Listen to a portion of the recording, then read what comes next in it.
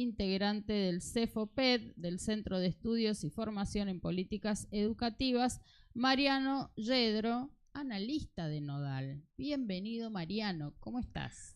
Hola, Mariano. ¿Cómo andan? Buen día, ¿cómo están? Muy bien, Mariano, ¿jugador del yo-yo o de qué? No, del fútbol. Del fútbol. La De la pelota. pelota. La verdad, no mucho yo. Escuchaba, pero no recuerdo mucho yo, la verdad. Sí recuerdo que había, pero recuerdo más las figuritas, los cartoncitos, Ahí va. las bolitas. Las bolitas. Pero la pelota y el campito, digamos, ¿no? La pelota del campito, recuerdo los jueguitos con los cartoncitos que ponía atrás la pelotita, los metegoles artesanales, que le pegaba, saltaba la pelotita. Bueno, los juegos con las figuritas, los cartoncitos, ahí contra la pared. Payana. La payana. Vos sos de nuestra generación, Marianito. No, un poco más joven en realidad, pero bueno. No, más viejo soy yo, chico. Señora de las 4 décadas. Yo soy del año 82. Bueno, hermano, estamos ahí. Qué bien que estamos. No digamos edades por favor. ¿Cómo que no? Tengo 41 años.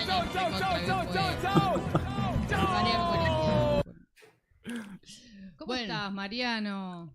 ¿Cómo anda? ¿Vos sos nacido criado en Río Cuarto? Así es, así es. Poder ubicar tu infancia. Claro, en la ciudad de Río Cuarto. Era citadino al lado nuestro, Claro, sí. Emi. Era sí. un chico de la City. De la City, pero con campito de fútbol, ¿no? Claro, obvio. Esa felicidad. Sí, bueno, eran épocas donde todavía no había avanzado tanto la urbanización, digamos, ¿no? Claro, exactamente. Canchita de fútbol, sí, donde la canchita de fútbol donde jugábamos en la esquina del barrio, hoy hay un edificio, ¿no? Claro. Especulación inmobiliaria en Río Cuarto, bueno, obviamente. Claro, hay gente ahí con mucha tenencia de tierras. Como corresponde al progreso y al desarrollo de la gente de bien. Sí. Aparte fuiste claro, vos también, te fumigaban cerca ahí de arriba, o sea que hemos hecho mucho con lo que nos tocó vivir. Nos fumigaban mucho glifosato aéreo. Nos siguen fumigando. Nos siguen fumigando, pero... claro. Bueno, Mariano, qué alegría tenerte con nosotras y nosotros. Un poco charlábamos al principio de, la importancia de la lucha educativa y y obviamente la condición del sistema educativo chileno. Esto en un país que siempre fue, viste, como la ventana de lo que estaba bien del neoliberalismo en la región, ¿no? Todo muy correcto y en realidad pasaba el milagro chileno. Claro, el milagro chileno. Bien. Bueno, lo que pensábamos por ahí desde el centro de CEFOPED, lo que hicimos fue como marcar algunas líneas, digamos, para pensar la educación, el campo de la educación hoy en Chile,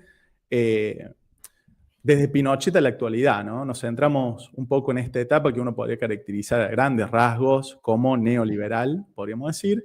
Nosotros siempre hacemos como un recorte que es el Estado liberal, el siglo XIX, extendido al siglo XX, el Estado de Bienestar y el Estado neoliberal, ¿no? Un poco ese recorte que más o menos con sus distintas diferencias sigue un poco la historia de América Latina. Y lo que vemos desde el 73 a la actualidad son como tres grandes momentos, podríamos decir, la etapa más de Pinochet, que es donde de alguna manera se sientan las bases de la educación neoliberal, podríamos decir. Un segundo momento que va desde el año 90 al 2010, la etapa de la concertación, con algunas movilizaciones, recién mencionaba Cachi la revolución pingüina, y después un tercer momento que es del 2011 a la actualidad, ¿no? Podríamos decir.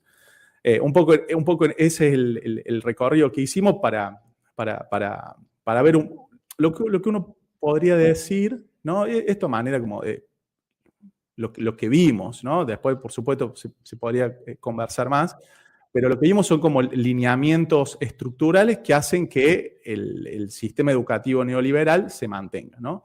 ¿Y qué características tuvo eso? Bueno, si uno ve desde el 73 en adelante, lo que ve es que hubo, obviamente, una política represiva de Pinochet, ¿no? Docentes detenidos desaparecidos, proscripción de la actividad sindical, de la actividad gremial, y después lo que serían las bases estructurales del modelo educativo neoliberal, voy a ir haciendo algunas comparaciones con Argentina como para situarnos un poquito. Por ejemplo, entendemos que hay como 3 o 4 líneas que lleva adelante el pinochetismo, que es, por un lado, la ley de municipalización, ¿no?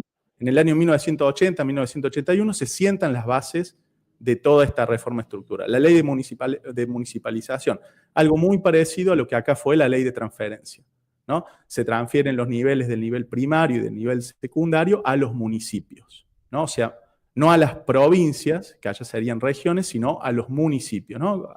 Como si acá fueran las municipalidades. El Estado Nacional se desentiende de alguna manera de la educación primaria y secundaria.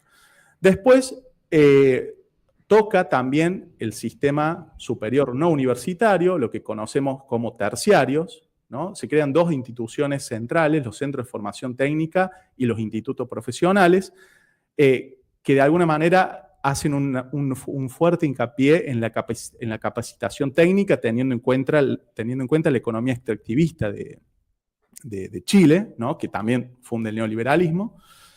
Y por otro lado, el nivel universitario. ¿Qué hace la reforma esta a nivel universitario? Bueno, fragmenta las universidades tradicionales públicas, crea universidades descentralizadas, las arancela y habilita la creación de universidades privadas, ¿no? Acá un poco ese proceso lo vimos con el conflicto laico-libre, allá por los años de Frondizi, ¿no? La ley Domingo Orena. Bueno, estas son como las 3 medidas que tocan todo el sistema educativo, pero tenemos que avanzar hacia otra medida que es central, ¿no? Que es el sistema voucher, ¿no? Hay muchos autores y mucha bibliografía dicen, bueno, esa es la piedra angular del sistema. A ver, ¿no? Algo que se convirtió en una propuesta de campaña también de Javier Milei en la Argentina, ¿no? El voucher. Sí, claro, exactamente. ¿Qué es el voucher, digamos? Bueno, el Estado entrega dinero a cada niño, ¿no? Entonces le dice lo que se llama educación por demanda, digamos, ¿no?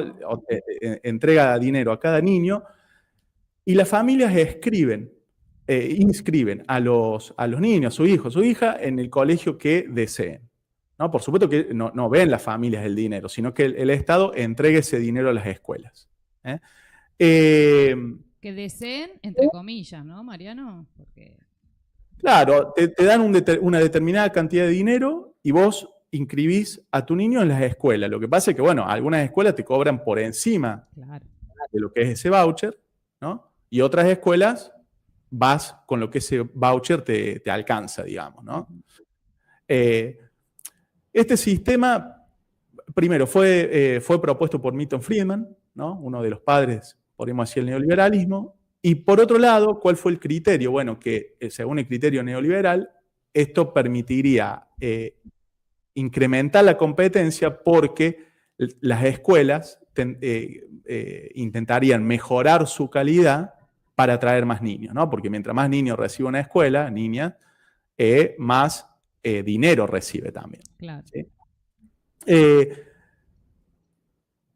Se han hecho algunos estudios. Ayer escuchaba a Eduardo González Navarro, que es el vicepresidente del Colegio de Profesores de Chile, donde plantea un poco que no hay una diferencia de calidad entre las escuelas públicas y las escuelas privadas, ¿no? Digamos, si uno toma las condiciones socioeconómicas más o menos similares de los estudiantes, la escuela pública incluso ha dado mejores resultados que las escuelas privadas.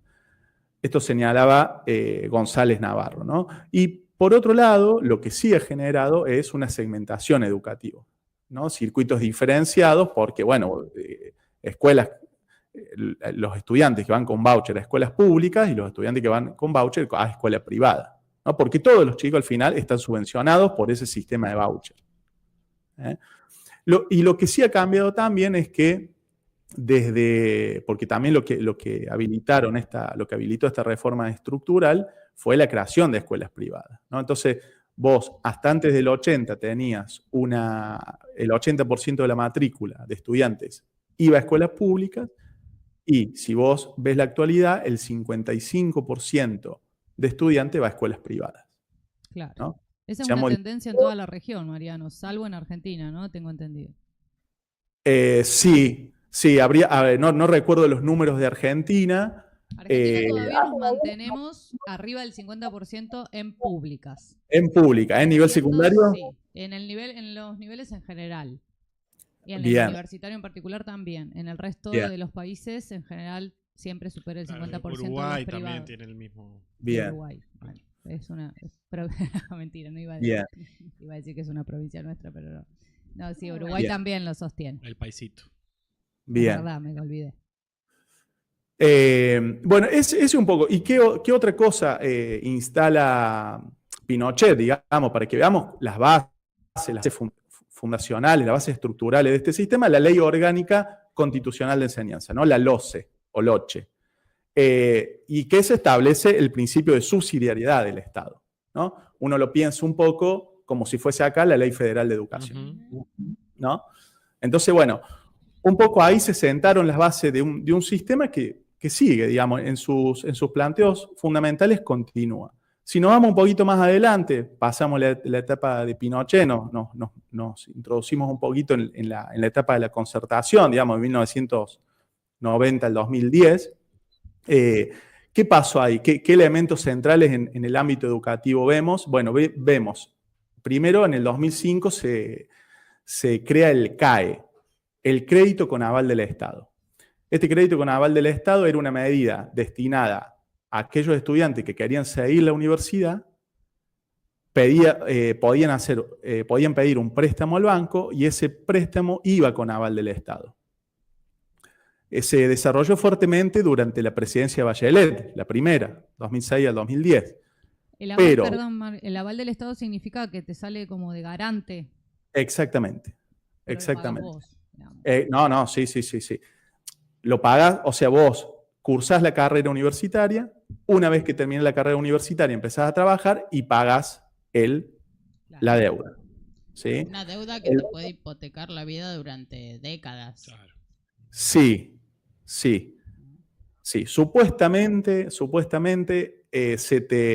la pagabas durante 20 años como máximo, ¿no? Habría que ver, porque lo que sí generó eso fue como mucho malestar, porque muchos estudiantes se endeudaron, después no podían conseguir trabajo o conseguían trabajos de muy mala calidad y no podían pagar este endeudamiento, ¿no? Por eso también surgieron en distintos gobiernos la condonación de esta deuda, ¿no? Pero bueno, ese crédito con aval del Estado, hoy también sigue, ¿no? O sea, hoy es una política que sigue. Otro hecho importante en este periodo es el que mencionaron recién ustedes, la revolución de los pingüinos, ¿no? La movilización de estudiantes secundarios, ¿sí? Que bueno, que lo que hacen es una crítica general al sistema, una crítica general a la estructura educativa del pinochetismo, y en qué deriva, ¿no? Con movilizaciones, se le llaman pingüino por el guardapolvo blanco y negro que llevaban los estudiantes secundarios, deriva en lo que llamamos la Ley General de Educación, que fue una ley que se sancionó en el año 2009. Ese es el tercer elemento, nos parece señalar en esta etapa, que la Ley General de Educación se sancionó en el 2009, sustituye a la LOCE de Pinochet, y bueno, y se la tilda un poco de reforma cosmética, ¿no? ¿Por qué? Porque plantea en términos jurídicos, digamos, la idea de la educación como un derecho, pero no tocó nada de la estructura neoliberal de la educación. No volvió sobre la ley de municipalización, ni sobre el sistema voucher, ni sobre el CAE, ¿no? Entonces, básicamente el sistema siguió como estaba, ¿no? A pesar de la declaración de la educación como un derecho. Uno dice acá, ¿cuándo se declaró la educación como un derecho? Con la Ley de Educación Nacional, ¿no es cierto? Pero la Ley de Educación Nacional implicó una serie de reformas, ¿no? La duplicación del presupuesto educativo. Sí, ¿no? La obligatoriedad hasta los 18 años. La obligatoriedad hasta los 18 años. Allá también se estableció la obligatoriedad, ¿no? Allá también es obligatoria hasta el nivel secundario en Chile, la educación, ¿no? Bueno, Acá te dice Cristian Parra desde Chile. Actualmente los jóvenes terminan su educación superior con deudas de 15 a 20 años. Terrible. Claro. Un saludo para Cristian. Y te dice muy buen resumen de la historia de la educación de Chile, desde 1981 hasta la fecha, preciso y completo. Bien.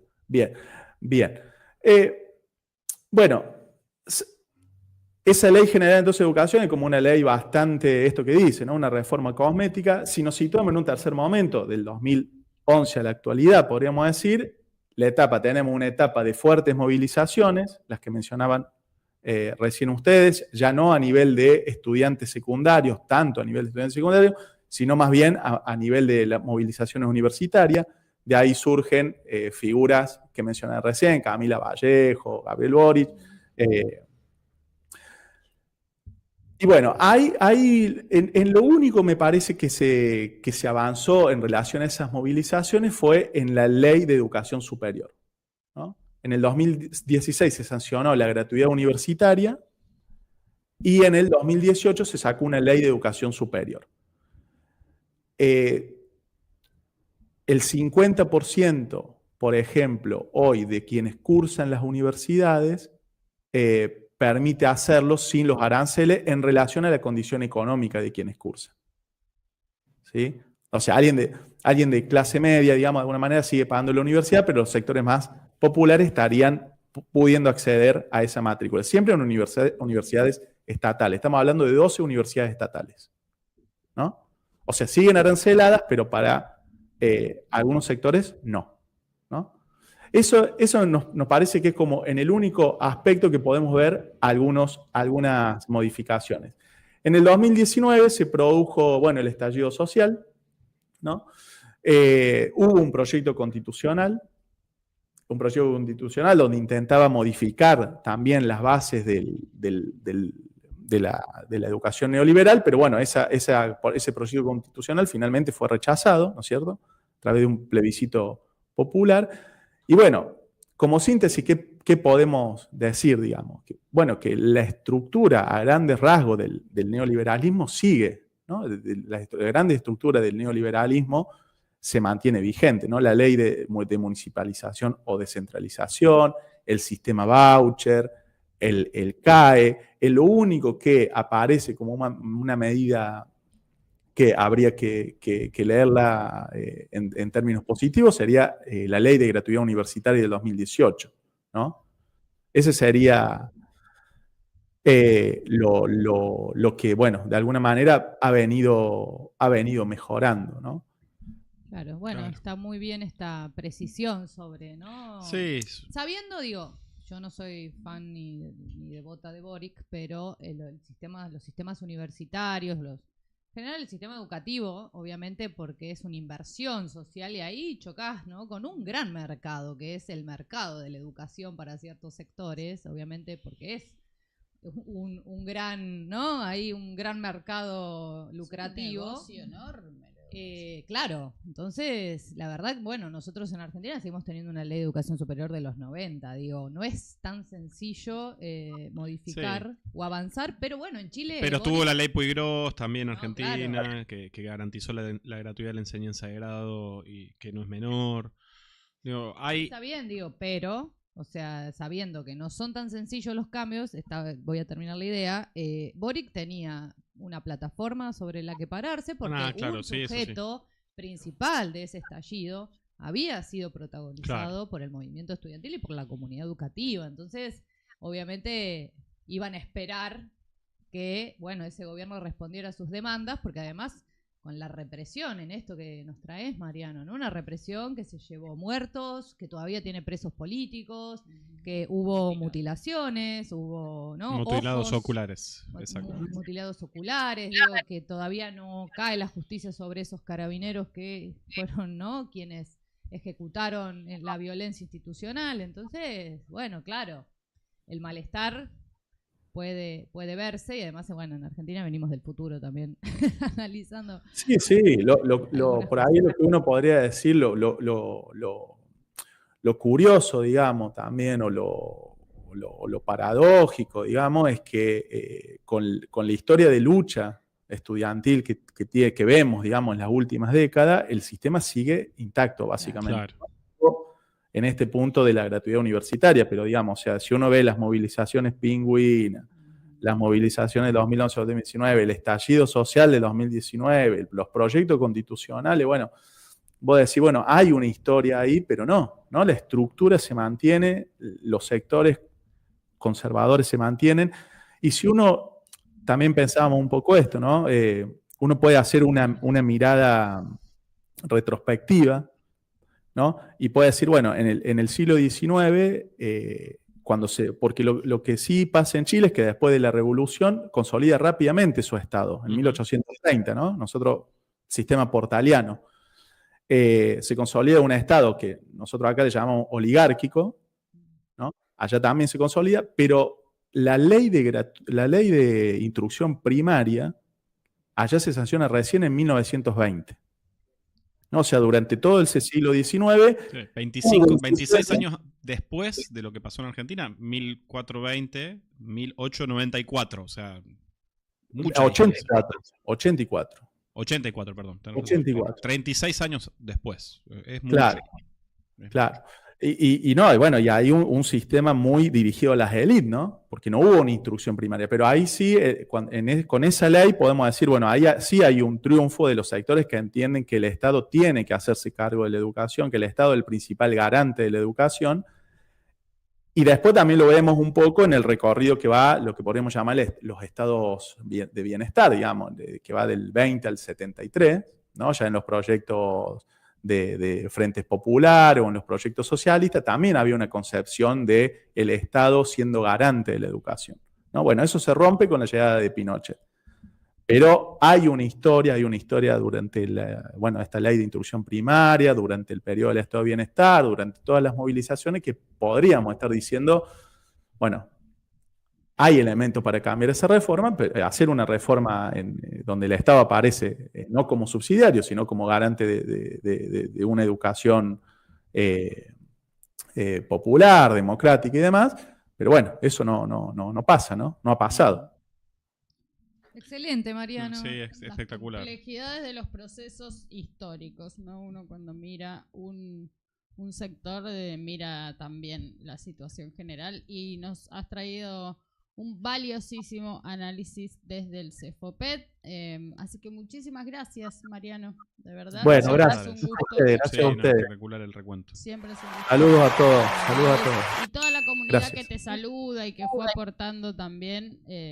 Bueno, eso. Saludos al profe Mariano. Ya aparecen hasta los admiradores ya directamente. Por supuesto, de una.